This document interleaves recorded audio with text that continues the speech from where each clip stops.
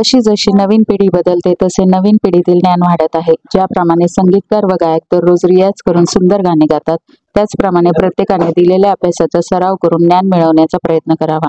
प्रत्येकाने ज्ञान मिळवण्याची महत्वाकांक्षा बाळगावी, असे प्रतिपादन पुणे येथील प्रसिद्ध उद्योजक रमाकांत कुलकर्णी यांनी केले आहे। हिंद सेवा मंडळाच्या सीताराम सारडा विद्यालयात स्नेह संमेलन व वार्षिक पारितोषिक वितरण समारंभ उत्साहात पार पडला। या कार्यक्रमाच्या अध्यक्षस्थानी पुणे येथील प्रसिद्ध उद्योजक रमाकांत कुलकर्णी होते, तर प्रमुख उपस्थितीत माया कुलकर्णी, प्रमुख अतिथी मिलिंद गंधे, रोटे स्वाती गुंदेजा, सीताराम सारडा विद्यालयाचे चेअरमन अजित बोरा, दादा चौधरी मराठी शाळेचे चेअरमन सुमतीलाल कोठारी, मेहेर इंग्लिश स्कूलचे चेअरमन जगदीश झालानी, भाई सत्ता नाईट हायस्कूलचे चेअरमन डॉक्टर पारस कोठारी, हिंद सेवा मंडळाचे कार्य सदस्य विष्णू सारडा, CA अशोक गुजर, डॉक्टर विद्याधर पुंडे, अंजली वैद्य, ईश्वर बोरा, संजय मुदगल, सचिन चोपडा, मुख्याध्यापक विठ्ठल डगे, पर्यवेक्षक गोविंद धर्माधिकारी, दीपक आरडे, अशोक डोळसे, दीपक शिरसाट, सुनील कुलकर्णी, नितीन केने, शिक्षक प्रतिनिधी रवींद्र चोभे, सौ वृषाली जोशी, अमोल कदम, गोवर्धन पांडोळे, सर्व शिक्षक शिक्षकेतर कर्मचारी आदी उपस्थित होते। यावेळी उद्योजक मिलिंद गंधे, स्वाती गुंदेजा, CA अशोक गुजर, सुमतीलाल कोठारी, डॉक्टर पारस कोठारी यांनी भाषण केले।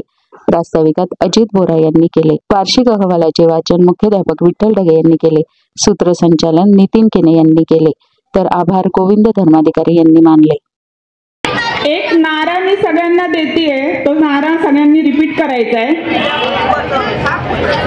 मैं स्वस्थ हूँ, मैं मस्त हूँ, मैं तंदुरुस्त हूँ। मी आज एक वेगळा विषय तुमच्या समोर 2 मिनिटात मांडणार आहे की आनंदी विचार, जो मी नेहमी शाळा कॉलेजेस मधून आतापर्यंत व्यक्त केलेले आहेत।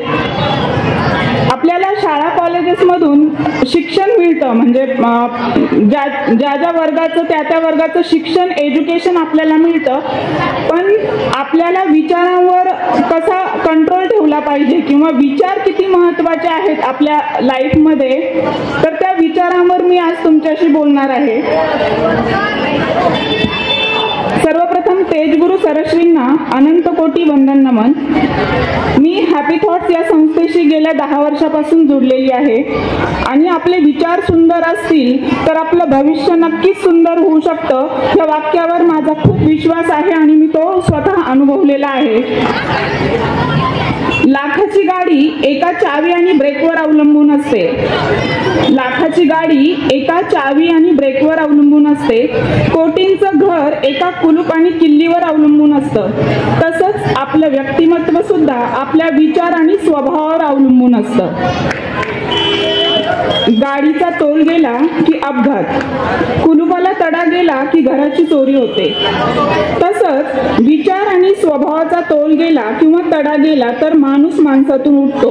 आपण आयुष्यात काही बनू अथवा ना बनू, पण माणूस म्हणून जगलं पाहिजे आणि हे सर्वस्वी आपल्या विचारांवर अवलंबून असतं। मी रिपीटेडली विचारांवर येते, कारण आपले विचार आपलं भविष्य निर्माण करत असतात। आपण जर पॉझिटिव्ह विचार ठेवला, पॉझिटिव्ह माइंडसेट ठेवला, तर आपल्या लाईफमध्ये नेहमी पॉझिटिव्ह घटना घडतात। कितीही सिच्युएशन निगेटिव्ह असली पण त्याला आपण पॉझिटिव्ह वेनं घेतलं की, समजा काही गोष्ट चुकीची झाली, त्यावेळेपुरतं आपल्याला वाटत असतं की ही गोष्ट चुकीची झाली, पण ऍक्च्युली ती आपल्या चांगल्यासाठीच असते, कारण पुढे काहीतरी पॉझिटिव्ह होणार असतं। तर आपण जेवढा जास्त पॉझिटिव्ह विचार करतो तेवढ्या त्या गोष्टी आपल्या लाईफमध्ये येत असतात। जसं आता सरांनी एज्युकेशन बद्दल सांगितलं की एज्युकेशन किती महत्त्वाचं आहे, म्हणजे फ्युचर साठी एज्युकेशन किती महत्त्वाचं आहे, किंवा व्यायाम शरीरासाठी किती महत्त्वाचा आहे। जेवढा शरीराचा व्यायाम महत्त्वाचा आहे तेवढाच मनाचा व्यायाम सुद्धा खूप जास्त महत्त्वाचा आहे। विद्यार्थी मित्रांनो, मनाचा व्यायाम म्हणजे काय, कुणाला सांगता येईल का? मनाचा व्यायाम म्हणजे मेडिटेशन किंवा ध्यान धारणा।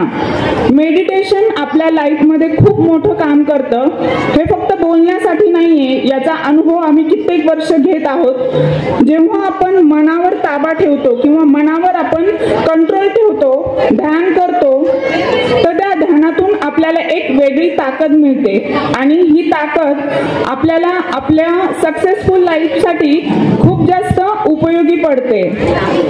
तर मी सर्वांना सांगू इच्छिते की ॲटलिस्ट तुम्ही रोज 10 मिनिटे तरी ध्यान आणि पॉझिटिव्ह अफर्मेशन्सने सुरुवात जर केली दिवसाची तर ती पूर्ण दिवस आपल्याला एनर्जेटिक ठेवते.